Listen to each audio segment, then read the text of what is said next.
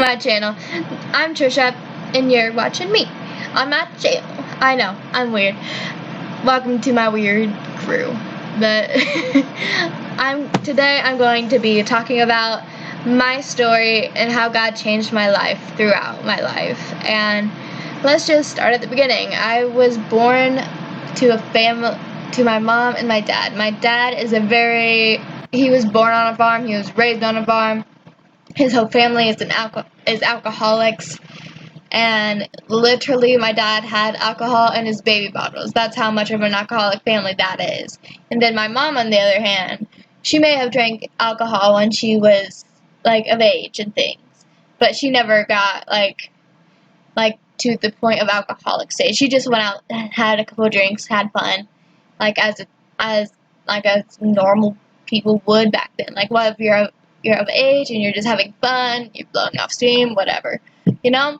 And when my mom and my dad had me, we still lived on my grandma and grandparents' farm, which is my dad's mom and dad's farm. And they were split up, but my grandma lived on a trailer on the same land for I don't know what reason, but for some reason they lived on the same land together, but she had her own trailer, he had the house.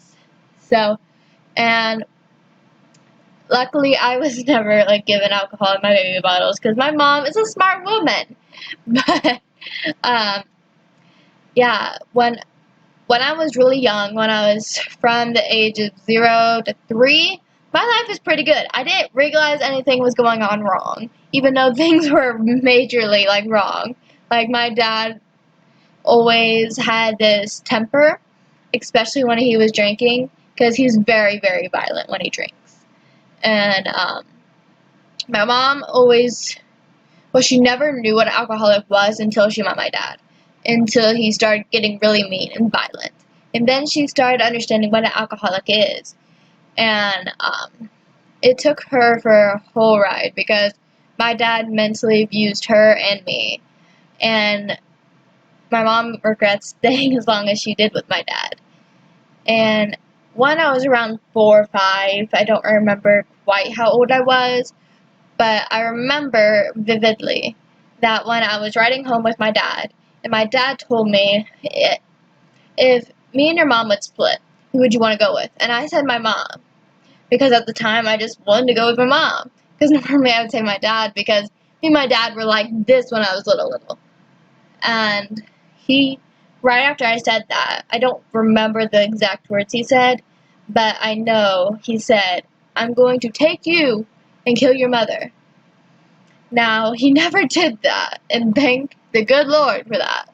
But ever since that day, I've been terrified to leave my mom. And as time continues on, and I end up telling my mom this, when I was around 5, I ended up actually telling her. And that's about the time that she split up with my dad, because she had enough of the threats and the mental abusement and the mental abusement of me, and she wanted to protect me because she now was understanding what was all happening. So she got us out of there as quickly as she could and moved us into her mom and dad's house, my other grandparents, the grandparents that I honestly know a whole lot better. And once she did that, and the next family reunion we had, I think, but I don't remember all of it, but I remember some. When I was around 6, 5 or 6, like 5.5, 6 maybe, I remember going to this family reunion. I was super excited, and at our elementary school, I don't know if this was a dream I had or it was a thing, because I can't remember correctly, but there was this thing at school. There was a clown that came out on your birthday and sang happy birthday, and it was a big thing. And we always called it the birthday suit, because the clown in that suit would come out on your birthday in that suit in particular. So when my family was making jokes and everything about my Aunt Donna that got injured while she was painting in her birthday suit and had to call the ambulance and things on her, when she and everything when she was in her birthday suit. So it's a whole running joke in my family about that. And they were asking me if I knew what a birthday suit was, and I said the clown costume that the clown wears when it's your birthday at school. And they all laughed at me. And I ran to my mom's car in tears because everyone was laughing at me. And I felt like they were laughing at me, not with me. And that was like my head and how I interpreted it.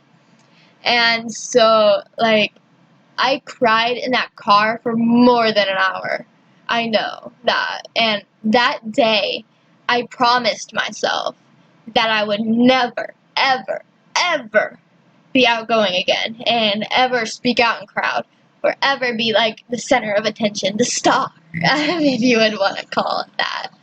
And ever since that day, I've shut myself down and became this little tiny little voice in myself. I'm just like, I was like this outgoing person, this funny, loud, noisy, like fun, rousy person, outgoing person, just like my mother, to becoming the exact opposite. And to me, as a little girl, I just felt like that was the end of the world because of that. And at that time, we were still living with my grandparents, my mom and my mom's mom and dad. And at the time, it was supposed to be just a temporary thing to live with them. But as I got older, around the time that my great grandma died, when I was 7, um, my great grandma died, and then when I was 7, and then at the same time, my grandma got sick, and she went septic, and she almost died, and she continued in every 3 to 6 months for years on end. She would go septic or get really sick and end up in the hospital. So we knew every 3 to 6 months we would expect her to go back into the hospital.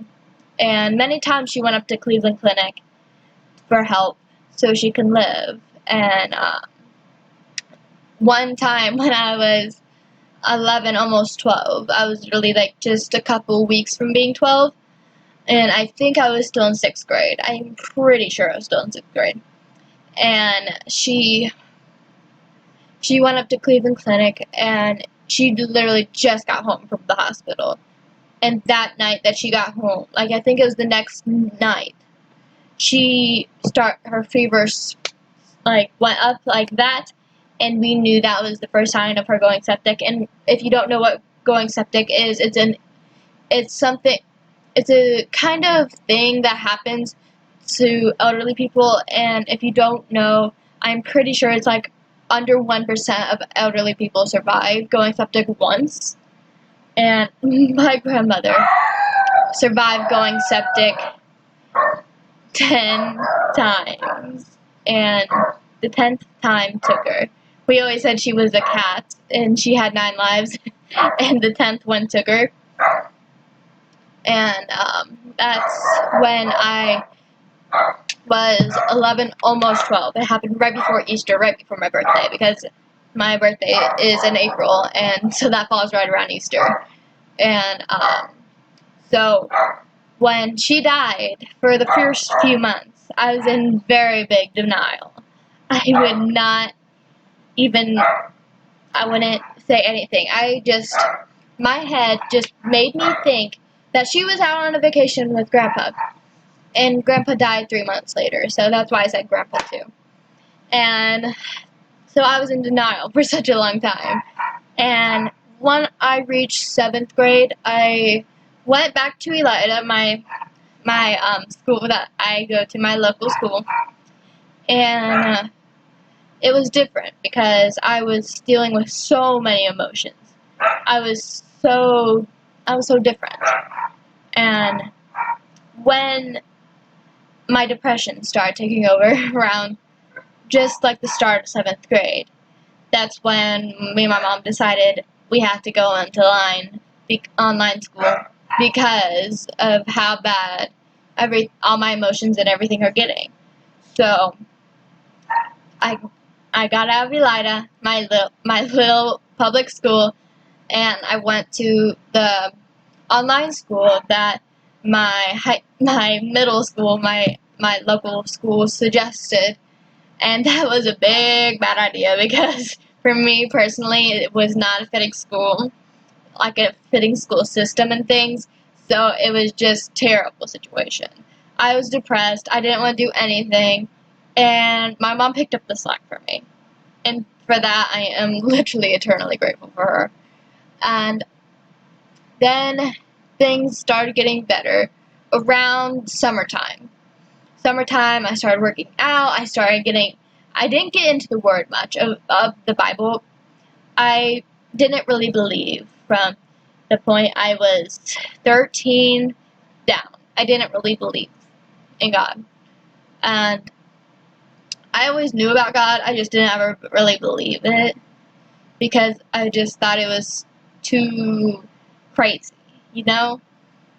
And so when things started changing and I started losing weight rapidly and I started working out so much and I was having fun and I was being more me, the me that I lost that many years ago, I started looking up and everything started getting better. And once eighth grade came along, I was so happy. I was so happy. And when I was just turning 14, I think it was still in that summer between 7th and 8th. And yeah, I was going up and down with depression and anxiety and things that I didn't know I really had at the point in time, and it was really hard, honestly. And when we just moved into this house is the first time I started really believing. And see, when I was around almost 14, like 13 and a half, almost 14, I started getting into the word a little bit, but I didn't really understand it.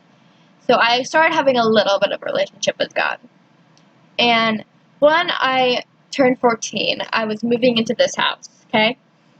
Well, I was moving into this house when I was 13, like that. And when I was moving into this house, I felt my grandma and grandpa come inside me because at the point in time what we were actually like moving into this house, I was so sick. I was so sick. And it was literally crazy because how sick I was. And so I was like on the means of passing out and I could feel myself like that, but I was like, I don't care. I'm gonna brush it off. I can be strong. I can do this. I can move all these boxes and help my mom and everyone out. So I felt myself going and like passing out. And that's the exact moment when I felt my grandma and grandpa like come inside me. And I knew it was a God thing. And I knew God had sent them to come inside me and make me strong again. And that was my first time that I knew God was real. Completely. Wholeheartedly and everything. I knew God was real in that moment in time. And the rest of the day I was good and I just carried in the boxes. I still felt sick, but I wasn't as bad. And then my face started growing rapidly. Well, not rapidly, but rapidlier than it had my whole life.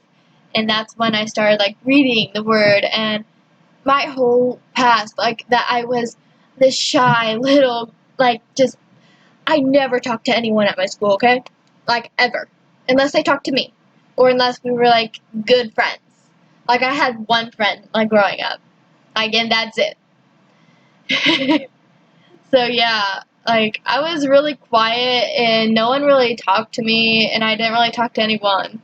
So when I turned 14 and everything and all that happened, like everything started going up and then things have been going up so much since I moved into this house. This house has such a spirit in it that just makes it so much easier to get into the word and get into everything. Because I don't know what it is about this house, but it definitely helps me all the time. And this house has so many issues, like so many issues, but it's amazing at the same time. And I've come a long way in the past, like from the past to now, because now bubbly. I'm outgoing most of the time. And yeah, I still have anxiety, and then and ADD and ADHD, that combination, and I have dyslexia and just those kind of things. And we're trying to figure out why I don't have a good memory, because I don't remember any kind of memory with my mom, but I can remember everything I did with my dad when I was little. Like, I can remember nothing like I did with my mom when I was little. But I know we did so many things, and it's just crazy that I don't remember them. But you know what? It's gonna be alright, because God's got it. God has my past, God has my future, and I trust in Him anymore. And that's the meaning of this story, and what I'm trying to tell y'all is, when things seem rough, God can teach you